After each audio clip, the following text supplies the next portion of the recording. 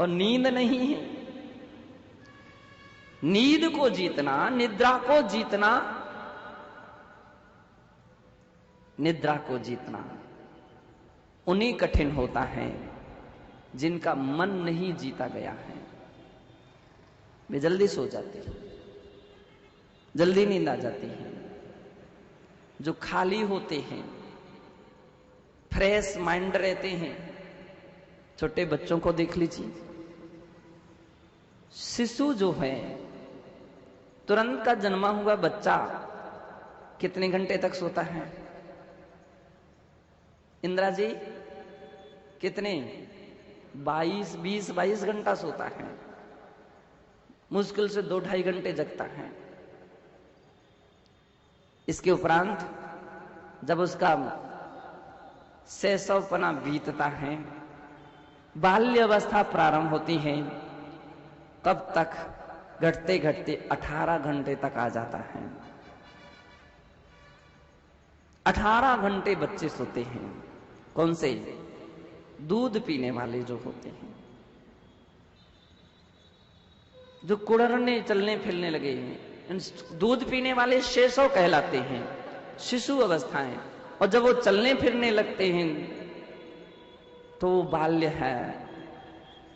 18 घंटे। इसके उपरांत और व्यतीत होता है समय, जब उनका बचपना व्यतीत होता है और बाल्य अवस्था उत्पन्न होती है। बंधो, उस वक्त 12 घंटे बच्चे सोते हैं, 12 घंटे जगते हैं, 12 घंटे। जब युवावस्था आती है तो 6 घंटे सोते हैं, 6 घंटे जगते हैं। और जब वृद्ध अवस्था आती है तो पुरानी गिनती शुरू हो गई। 2 घंटे वहां जगते थे, यहां 2 घंटे सोते हैं। शैशवपना में 2 घंटे बच्चा जगता है, 22 घंटे सोता है। और वृद्ध अवस्था में केवल 2 घंटे सोते हैं और 22 घंटे जगते हैं। और दुनिया भर के लिए जाप जपते रहते, मुझे नींद नहीं आती, मुझे नींद नहीं आती, मुझे नींद नहीं आती। नींद इस उम्र में आती ही नहीं है, इसलिए विकल्प छोड़ दीजिए। उस उम्र में नींद धीरे धीरे समाप्त हो जाती है। नींद कोई अच्छी बात नहीं है, दर्शनावरण कर्म है ये, जिसे तुम बुला रहे हो। एक और कह रहे हो कम्मख हो, कर्मों का क्षय हो, और दूसरी ओर कह रहे हो मुझे नींद नहीं आ रही, मुझे नींद नहीं आ रही, मुझे नींद नहीं आ रही। जब अपन इस चिंतन में बैठते तो ऐसा लगने लगता, देखो कितनी अपनी नादानी है। एक ओर तो ऐसा कहते हैं और दूसरी ओर नींद नहीं आई। दुनिया, बहुत सारे लोगों को नींद नहीं आती, यहां इतने सारे लोग होंगे, लेकिन आप में और संतों में बहुत बड़ा अंतर है। ये निद्रा जयी हैं, लेकिन आप निद्रा जयी नहीं हैं। नींद नहीं आती तो आप क्या करते हैं? नींद की गोली ले लेते हैं, नींद की गोली ले लेते हैं। भली वो स्वास्थ्य के लिए हानिकारक हो, लेकिन ले लेते हैं। और ज्यादा नुकसान करती हैं तो फिर इंजेक्शन आते हैं नींद की। आज के समय में नींद की गोलियां काम नहीं कर रही हैं, तो विज्ञान ने एक नया आविष्कार दिया, इंजेक्शन दिए। और वो इंजेक्शन लगा करके व्यक्ति बेहोश हो जाता है, नींद में पहुंच जाता है। अब तो ये इंजेक्शन भी काम नहीं कर रहे हैं। कारण क्या है? कि आपके मन पर अनावश्यक लोड है। इतनी सारी चिंता, इतनी सारी फिक्र, इतनी सारी समस्याएं कि वे आपको सोने भी नहीं देती हैं, जबकि इतनी महत्वपूर्ण नहीं है। और यहां साधुजन जानबूझ करके उन समस्याओं को मोल ले लेते हैं, लेकिन आवश्यक समस्याओं को लेते हैं। वे आत्मचिंतन में, वे आत्म विचारों में, तत्वों के चिंतन में, अनुप्रेक्षाओं में इतने डूबते हैं कि उनकी नींद उचट जाती है, नींद समाप्त हो जाती है। तत्व के चिंतन में, शास्त्रों के चिंतन में, तीर्थ वंदना के चिंतन में इतने गहरे उतरे रहते हैं कि बंधो वे निद्रा जयी बन जाते हैं। जो निद्रा जयी बन गया, जिसने अपने मन को इतना सबक दिया। एक बार कोई महाराज हमारे पास आया, महाराज क्या बतलाऊं, मुझे नींद आती, कुछ तो बतला दो। तुमको नींद आती है ना, तत्व के चिंतन में उतरो और इतने गहरे उतरो कि नींद तो आपको दूर से हाथ जोड़ लेगी और नमस्कार करेगी। आप विचार ही नहीं करते हैं, स्वाध्याय में जरूर बैठते हैं, शास्त्र खोलते ही नहीं है, और खोलते भी हैं तो देखते भी नहीं उन लेनों को, और देखते भी हैं तो उस बात को सुनते नहीं, समझने का प्रयास नहीं करते थे, इसलिए नींद आ जाती है। और जैसे जैसे हमारा ध्यान उस दिशा में पहुंचने लग जाए, नींद नहीं आएगी, निद्रा नहीं आ सकती है। मन के लिए कुछ सबक चाहिए, मैटर चाहिए, और इतना मजबूत और इतना शक्तिशाली मैटर चाहिए कि निद्रा से भी अधिक शक्तिशाली हो, तो उससे निद्रा पराजित हो जाती है। निर्वाण की प्राप्ति हो जाने के बाद शरीर ही नहीं तो नींद कैसे होगी? दर्शनावर्णी कर्म का क्षय हो गया तो नींद ही नहीं होती है।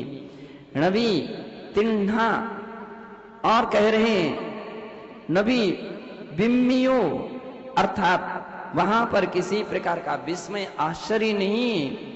नबी तिन्हा, जहां पर किसी प्रकार की त्रसा और तृष्णा दोनों नहीं है। त्रसा का अर्थ होता प्यास। सिद्धों के लिए प्यास नहीं लगती है, निर्वाण में प्यास नहीं होती है। और तृष्णा, सामग्री नहीं तो तृष्णा किसकी? तृष्णा वहां हो सकती जहां कुछ मिले, और वहां कुछ मिलता ही नहीं, कुछ होता ही नहीं बाह्य जगत का, तो तृष्णा भी नहीं और त्रसा भी नहीं है।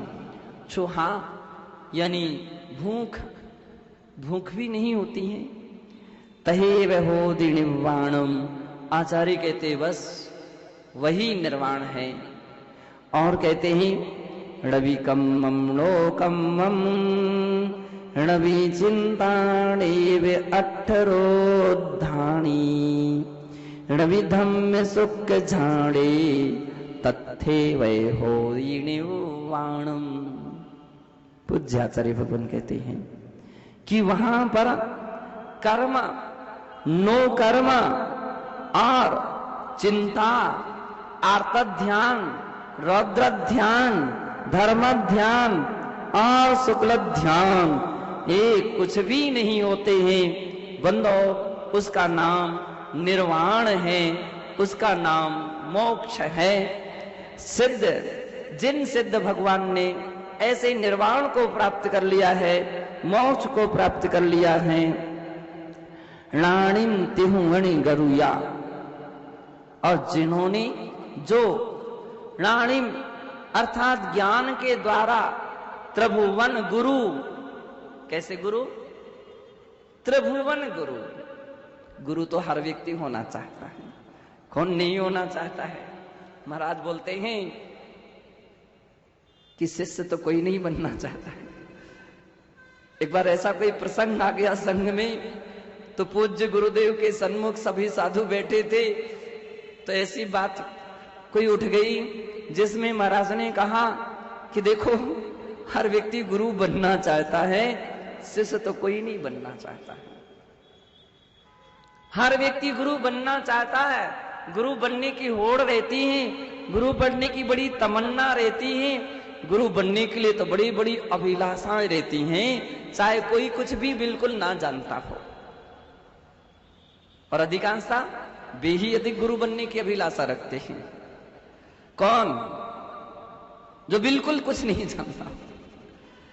उत्तर पुराण में एक कहानी आती है कि एक मुनि महाराज बड़े ध्यानी तपस्वी साधक थे और एक जंगल में पर्वत के ऊपर पत्थर की शिला पर बैठे हुए ध्यान कर रहे थे और उसी स्थान पर एक बकरी वाला हर्र हर्र करते करते आ गया। अब बकरियां चरा रहा था। बकरियों को इस प्रकार की आवाज से भी संगठित रहती हैं, पास में रहती हैं, ऐसा कर रहा था और उसकी दृष्टि महाराज पर पहुंची तो बड़ा खुश हो गया। महाराज को नमस्कार करता है और नमस्कार करने के उपरांत उनके चरणों में बैठ जाता है। महाराज अवधिक ज्ञानी थे। महाराज ने देखा तो निकट भव्य है, ये निकट भव्य प्राणी है, ये तो तद्भव मोक्षगामी जीव और बकरियां चरा रहा है, इसी भाव से मोक्ष होने वाला है। अरे भव्या, तू अपना कल्याण कर, कब तक बकरियां चराता रहेगा और अपनी दुर्लभ मनुष्य पर्याय के लिए क्या यूं ही खो देगा? तू तो दीक्षा ले और अपना कल्याण कर। ये बात उसके अंदर में जम गई, उसके मन में जम गई और उसने कहा महाराज तो क्या मुझे दीक्षा मिल सकती है क्या? महाराज ने कहा हाँ। बोले मैं एक भी क्लास में नहीं पढ़ा, कुछ भी क्लास अध्ययन नहीं है, मैं कुछ भी लिखना पढ़ना नहीं जानता। महाराज ने कहा बस जो मैं कहूंगा उस बात को स्वीकार करते जाना, बस तेरा कल्याण हो जाएगा, इस भाव से ही तुझे मोक्ष मिल जाएगा, इस भाव से ही मोक्ष मिल जाएगा। तब तो मुझे अभी दीक्षा दे दीजिए। महाराज ने कहा ठीक है। उसने कहा लेकिन मेरी एक शर्त है, मेरी एक प्रार्थना है। महाराज ने कहा क्या प्रार्थना है? मैं दीक्षा तो ले लूंगा लेकिन शिष्य नहीं बनूंगा किसी का, शिष्य आपको मेरा बनना पड़ेगा। महाराज कितने सुगम कितने सरल होंगे। उन्होंने कहा ठीक है बेटा, तू मेरा गुरु सही और मैं तेरा शिष्य ही सही, क्योंकि मेरे पहले तुझे निर्वाण को प्राप्त करना है, मोक्ष तुझे फिर से भी पहले पहुंच जाओगे। आज नहीं तो कल तुझे मैं नमस्कार करूंगा, तो मैं आज से ही तुझे नमस्कार करूंगा, लेकिन ध्यान रख मेरी बात को भी मानना पड़ेगा। ये शर्त तुम्हारी मुझे मंजूर है कि मैं तुम्हारा शिष्य तुम मेरे गुरु। तो मेरी भी शर्त है कि जब तक तुम साधना काल में रहोगे तो मौन से रहना पड़ेगा, क्योंकि पढ़े लिखे कुछ नहीं, कहीं के कहीं जाकर के कुछ का कुछ बोलने लगे तो आज की दुनिया जल्दी से जल्दी अखबार और टीवी में पहुंच जाती है, चर्चा में बहुत जल्दी पहुंच जाती है। तो इसलिए उनके गुरु ने कहा, मल्लिक महाराज ने कहा मौन रखना पड़ेगा। ये ठीक है, इसमें क्या परेशानी है, कौन सी भजन पढ़ता है, नहीं बोलूंगा किसी से। बंधो दोनों की शर्तें तय हो गई और उनकी दीक्षा हो गई। दीक्षा हो गई, साधना प्रारंभ हो गई। वो महाराज बतलाते जाते थे, अब सामायिक करो, प्रतिक्रमण करो, वे क्रिया करो, वो क्रिया करो। समय गुजरता गया। एक दिन उस जंगल में नगर से राज परिवार सज धज करके पूरी प्रजा के साथ उपस्थित हुए दर्शन करने के लिए। बंधो उनकी भीड़ को देख करके आसपास के जंगलों में और भी गाय बैल भैंस चराने वाले, बकरियां चराने वाले वे भी आसपास में आ गए। तो दोनों काम, अपने पशु भी यहां चरते रहेंगे और अपने सब प्रोग्राम कार्यक्रम देख लेंगे, दर्शन कर लेंगे, वंदना भक्ति कर लेंगे। बंधो तो जो जिनका मौन नहीं था, यानी पुराने मुनि जो थे, उनका धर्मोपदेश हुआ और धर्मोपदेश चल रहा था।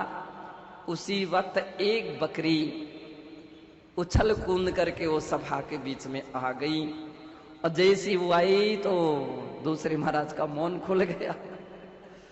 उन्होंने कहा तर। अभी तक तो बड़ी प्रसिद्धि हो रही थी, बड़ी चर्चा थी, बड़े ध्यानी साधक योगी कि बिल्कुल मौन धारण करते हैं, बिल्कुल भी नहीं बोलते हैं, और इतनी बड़ी तपस्या। अब तो वो सारी पोल पट्टी खुल गई। अरे तो कुछ भी नहीं जानते, ये तो कोई भरेदी जैसे नजर आ रहे हैं, बकरियों को चराने वाले। उन तो बकरियों को देखा तर, कहां से बकरी भग गई। अब उन मुनि महाराज का उपदेश तो एक साइड में रहा, सारे लोग तो उन संत के पास बैठ गए कि आप कौन हैं, कहाँ के हैं, कैसे हैं, पूछना ताछना शुरू। अब वो बेचारे घबरा गए कि मैं क्या करूं, मेरे से तो ये शब्द निकल गया, अब क्या करूं। उनके गुरु ने कहा, जो दूसरे महाराज थे उन्हें, घबराओ नहीं, बैठो। सारी सभा के लिए बोला, आप सब बैठो, मैं समझाई देता हूं। बोले आज तो अभी तक इनकी दिव्य ध्वनि, दिव्य देशना नहीं होती थी, आज तो पूरा का इतना दिव्य देशना हो गई। महाराज ने कहा कि आप सबका बड़ा अहोभाग्य है, पुण्योदय है, कितने भवों का पुण्य जगा कि आज तुम सबके लिए हमारे ऐसे योगी, महान त्यागी, तपस्वी, साधक की दिव्य देशना तुमको सुनने के लिए मिल गई। इतनी दीर्घ काल की तपस्या में कभी उनकी दिव्य देशना खिरी नहीं, आपको उनका उपदेश मिल गया। लोग बोले, महाराज ये कौन सा मंत्र पढ़ा उन्होंने, तो समझ में नहीं आया, हम लोग तो यही समझ रहे हैं कि वे बकरी वाले हैं। महाराज ने कहा, देखो ऐसा नहीं कहना चाहिए, इतने बड़े योगी के लिए तुम ऐसा कहोगे, बड़ा पाप कर्म का बंध होगा। तो बोले समझ में नहीं आया क्या कहा उन्होंने। बोले ये बहुत बड़ा गूढ़ मंत्र है और इतना रहस्यपूर्ण मंत्र है कि किसी पुस्तकों में भी खोजने से नहीं मिलेगा, ये बड़े बड़े शास्त्रों में भी नहीं मिलेगा, और ऐसा मंत्र आप सबके लिए सुना दिया है। और इतनी बड़ी बात कही है, तर का अर्थ क्या हुआ, संसार सागर से तर, संसार सागर से तरो।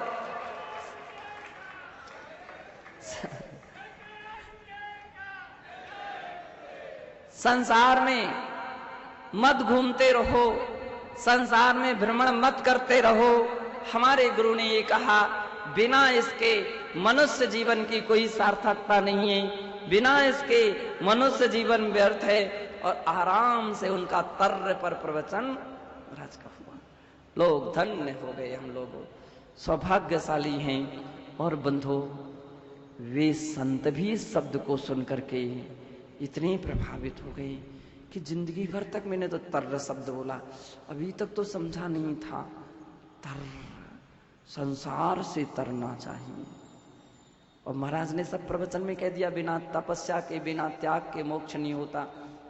तो ऐसे योगी निकले, अब तो मेरा अन्न जल का त्याग साधना में डूब गई। आत्मा भोजन नहीं करती है, शरीर भोजन करता है। शरीर मेरा नहीं, आत्मा मेरी है। जो भोजन नहीं करती तो उसको भोजन क्यों कराना। ऐसे ध्यान में डूबे कि उनको केवल ज्ञान हो गया, केवल ज्ञान हो गया, निर्वाण की प्राप्ति हुई। बंधो, कहने का तात्पर्य है, ज्ञान सबसे बड़ा गुरु कहा जाता है। इसलिए बाहर से गुरु मत बनो, बाहर से तो शिष्य ही बने रहना चाहिए। बनना है तो ज्ञान से गुरु बनना चाहिए, ज्ञान से गुरु बनना चाहिए, सम्यक दर्शन से गुरु बनना चाहिए, सम्यक चारित्र से गुरु बनना चाहिए। बंधो, शिष्य बनने में जो आनंद है, मेरा अनुभव यदि कोई पूछे और मुझसे कहे कि गुरु बनने में आनंद है कि शिष्य बनने में आनंद है, मैं कहूंगा शिष्य बनने में आनंद है। जो आनंद शिष्य बनने में है वह आनंद गुरु बनने में कदापि नहीं हो सकता है। कैसे? जब हम अपने गुरु के चरणों में रहते थे तब निश्चिंत थे। जब हम अपने गुरु के चरणों में थे निश्चिंत थे। पुस्तक चाहिए तो महाराज से, पेन चाहिए तो महाराज से, कॉपी चाहिए तो महाराज से, पिछी कमंडल कुछ भी खराब हो जाए तो महाराज, बाकी निश्चिंत। कहां विहार करना, कब करना, कितना करना, वहां श्रावक है कि नहीं, चौका है कि नहीं, कोई 17 प्रकार के बातें, संकल्प विकल्प, कोई विकल्प नहीं रहते थे। कोई अस्वस्थ हो गया कि बीमार हो गया, किसी ने प्रायश्चित लिया कि नहीं लिया, कि समय की कि नहीं, कि हमको क्या लेना था, अपनी साधना में निमग्न रहती थी। लेकिन इसका मतलब ये भी नहीं कि कुछ लेना देना नहीं है। हम अपने गुरु के लिए सहयोगी बनते थे। हम अपने वात्सल्य अंग का स्तुतिकरण और क्या नाम से गुहन अंग का भी पालन करते थे। नहीं भैया आप समय कर लीजिए, ये गलती हो गई, प्रायश्चित ले लीजिए, कहते थे। हम लोग प्रेरित करते थे, तुम गलती कर रहे हो ना, प्रायश्चित लिया कि नहीं, जाओ क्षमा मांगो, प्रायश्चित लो। अरे एक बार चले गए, 2 बार चले गए, बार बार जाओ, बार बार जाओ, कभी ना कभी तो कर्म कटेंगे और महाराज पिघलेंगे और तुम्हारे लिए रास्ता मिलेगा।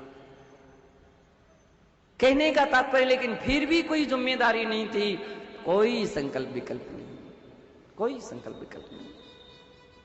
मोक्ष तो शिष्य बनने में ही होगा, गुरु बनने में कभी मोक्ष नहीं होता। ध्यान रखना।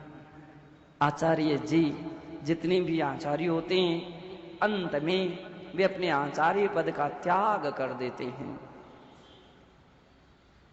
आचार्य पद के लिए, अपने संघ के लिए किसी एक उत्तराधिकारी बना देते, सारी जिम्मेदारी सौंप देते और फिर तो संघ के एक सदस्य की तरह हो जाते हैं, निश्चिंत हैं। अब कोई साधु कहे मुझे प्रायश्चित दीजिए, मेरे स्वास्थ्य ठीक नहीं है, मुझे दवाई चाहिए, मुझे इस तरह से पिछी चाहिए, कमंडल चाहिए, ब्रह्मचारी लोग आ जाए, मुझे कपड़ा चाहिए, यहाँ कहाँ जाओ भैया, उनके पास वे हैं तुम्हारी अब व्यवस्थापक, आराम से साधना करते हैं और निर्वाण को प्राप्त कर लेते हैं। इतनी बड़ी उपलब्धि हुआ करती हैं, तो बंधो गुरु बनना नहीं चाहिए। और गुरु बनना नहीं चाहिए, गुरु बनने की अभिलाषा नहीं रखना चाहिए, गुरु बनने का कभी प्रयास नहीं करना चाहिए। अपने अंदर को इतना ऊंचा उठाते चलो कि अपने आप गुरु बन जाओगे। गुरु बनना और गुरु बन जाए, दोनों में बहुत बड़ा अंतर है। गुरु बन गए और गुरु बनी, दोनों में बहुत अंतर है। जो व्यक्ति गुरु बनने के लिए प्रयास रहता है वो कभी गुरु नहीं बन सकता। मेरे पास बहुत सारे कुछ महाराज लोग आते हैं, कुछ लोगों के समाचार आते हैं, आप कौन सा मंत्र पढ़ते हो मुझे दे दीजिए, कितने सारे दीक्षा देते जाते हो, इतने सारा संग, इतने सारे शिष्य।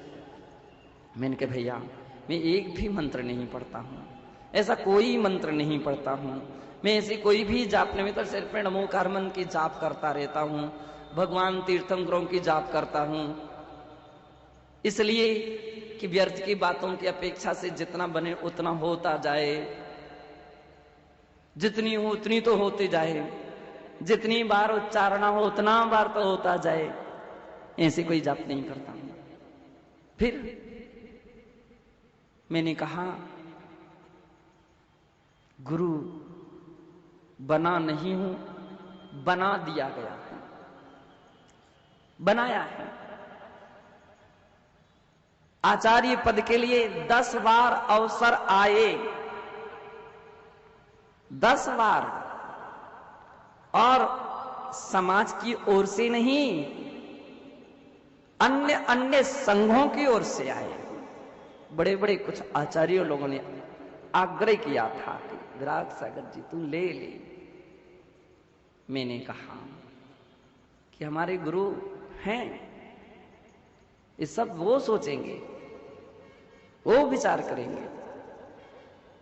उनके रहते हुए हमको कुछ सोच लेना, ये तो हमारी नादानी क्या अज्ञानता ही कहलाएगी। नहीं बंधो, आचार्य पद जब होने लगा आचार्य महाराज की आज्ञा आदेश से, तो भी मैं तैयार नहीं हो रहा था। मैं सोच रहा था थोड़ा और रुक करके महाराज के ही साक्षात चरणों में पहुंचेंगे। तब तक तो मेरा सिंहासन लोगों ने उठा करके उस चौक के ऊपर रख दिया। मैंने कहा घड़ी अब टाली नहीं जा सकती है, ऐसा लग रहा है ओ काल लब्धि आ ही गई है।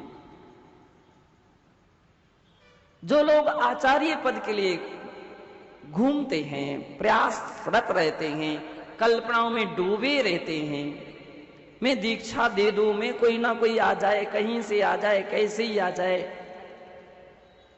नहीं नहीं नहीं, ये अच्छी बात नहीं है। आप इतने अच्छे बन जाओ कि दुनिया तुम्हारे पास आए और आकर के अपना सौभाग्य माने, आए और सौभाग्य माने और आपके चरणों में नतमस्तक हो जाए। केवल दूसरों को लत्ती मारने से भी काम नहीं चलेगा। कितने सारे लोग अरे तुम हमारे पास बने रहो, वहां ऐसा है, वहां ऐसा है, वहां इतनी तकलीफ होगी, वहां ये परेशानी होगी, यहाँ ये व्यवस्था, वहां ये नहीं मिलेगी, वहां इतना अनुशासन। हमारा संघ अनुशासन से बहुत प्रसिद्ध है, कठोर अनुशासन रखते हैं। हमारे गुरु का आशीर्वाद है, बोले बेटा अनुशासन ही तुमको उठाएगा। यद्यपि परिस्थिति आती है, लेकिन महाराज बोले नहीं, मजबूत रहना। तो कितनी भी इस प्रकार की बातें आ जाएं, लेकिन फिर भी लोग आ जाते हैं। नहीं मैं तो दीक्षा आपसे ही लूंगा। एक छोटा सा बच्चा कल परसों मेरे पास आया, महाराज बड़े होकर के मैं दीक्षा लूंगा, आपसे ही दीक्षा लूंगा, आपके ही संग में रहूंगा। मैंने कहा बहुत खुशी की बात है। गुरु ध्यान रखो, बनने का प्रयास ना करो, क्योंकि जो गुरु बनने का प्रयास करेगा वो अंदर से खाली हो जाता है, अंदर से खाली हो जाता है। जबकि सत्य ये है, अंदर से व्यक्ति जैसा जैसा भरता जाएगा और सहज मात्रा में जगत गुरु क्या विश्व गुरु और त्रिभुवन गुरु बन जाएगा। अंदर से भरने का प्रयास करना चाहिए। गुरु का अर्थ होता है वजन। लघु और गुरु ये संस्कृत के दो वाक्य। लघु यानी हल्का और गुरु यानी भारी। केवल ऊंचे सिंहासन पर बैठने से कोई गुरु नहीं कहलाता है, लेकिन विभिन्न प्रकार के गुणों को धारण करते करते साधक गुरु बन जाता है। मैं जब कभी जैसे साधकों को देखता हूं तो मैंने बोलता हूं भाई नहीं, आप बिल्कुल घबराओ नहीं, आप अवश्य गुरु बनोगे, लेकिन अंदर से पहले बढ़ते जाइए, अंदर से बढ़ते जाइए। इतने गुण बना लो, इतने गुण भर लो कि दुनिया आपके चरणों में इतना झुक जाए, इतना झुक जाए कि वह आपको कहना ही ना पड़े कि मेरा शिष्य है। उसके मुख से निकल जाए कि आप मेरे गुरु हैं, उसके मुख से निकल जाए तो गुरुपना भी तुम्हारा सार्थक है, गुरुपना भी सार्थक है। गुरु हो गया, अब ऐसा व्यक्ति के अंदर में कभी अभिमान नहीं जगेगा। और जो गुरु बने के लिए दौड़ लगा रहा था, पहली बात तो उसके लिए कोई शिष्य नहीं मिलेगा, और मिल भी गए तो अभिमान जगेगा। वह शांति, वह आनंद, वह खुशियां नहीं हो सकती हैं जो होना चाहिए थी। वह उपलब्धियां पारमार्थिक नहीं हो सकती हैं जो होना चाहिए थी।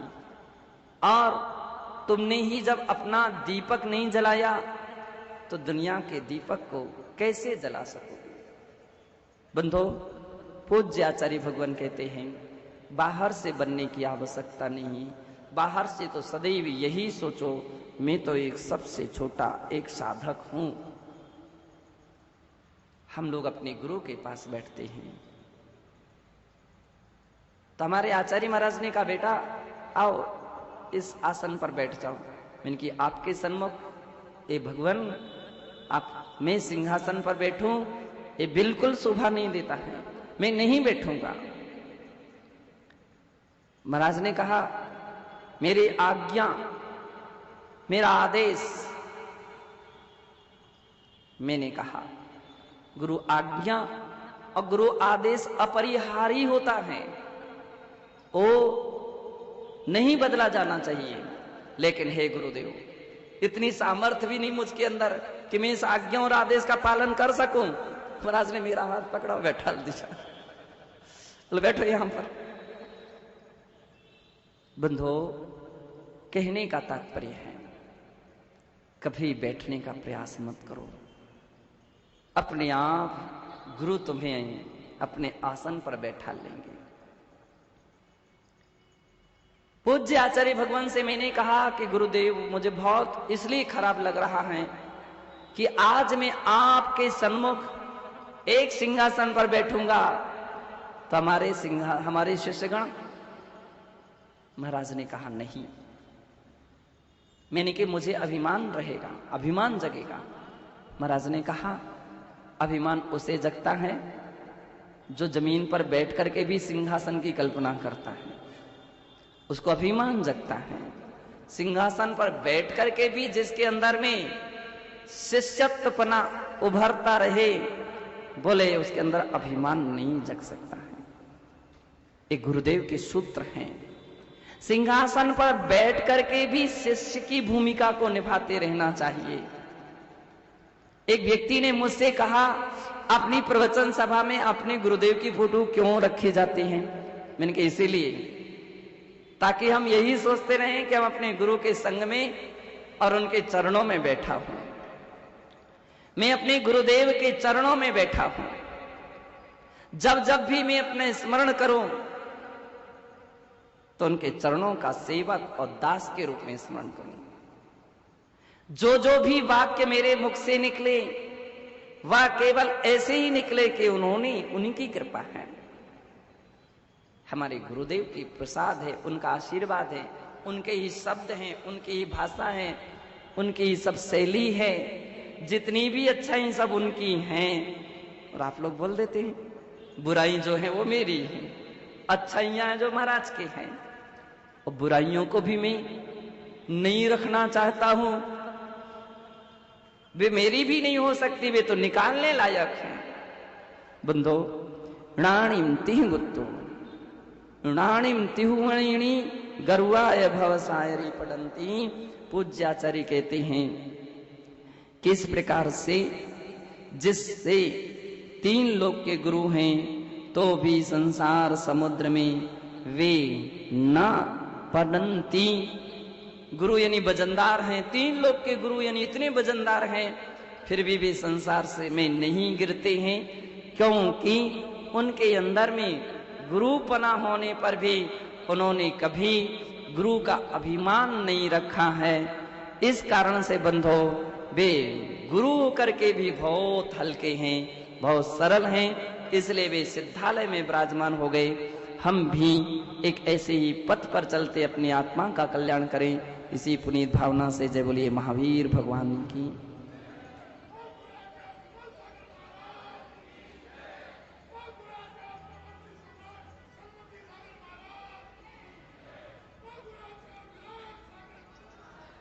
पाटनी साहब वे भी यहाँ सपत्नी पधारे हैं। ये श्रीमान कोमल जी पाटनी साहब और श्रीमती उराव देवी जी पाटनी के सुपुत्र हैं।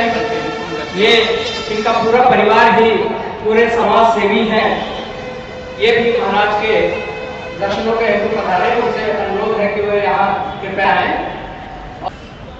अब मैं व्यवस्था समिति के सदस्य श्रीमान रविंद्र जी बस्सा, श्रीमान DSG सेठी साहब आपका तिलक लगाकर माल्यार्पण करके सम्मान दें।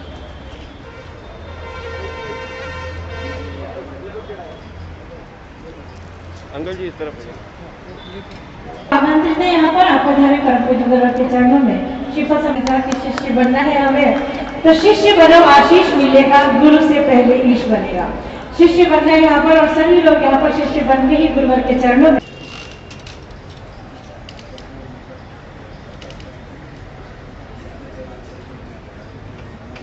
श्रीमान महावीर प्रसाद जी पाटली साहब जी से जो यहाँ पधारे।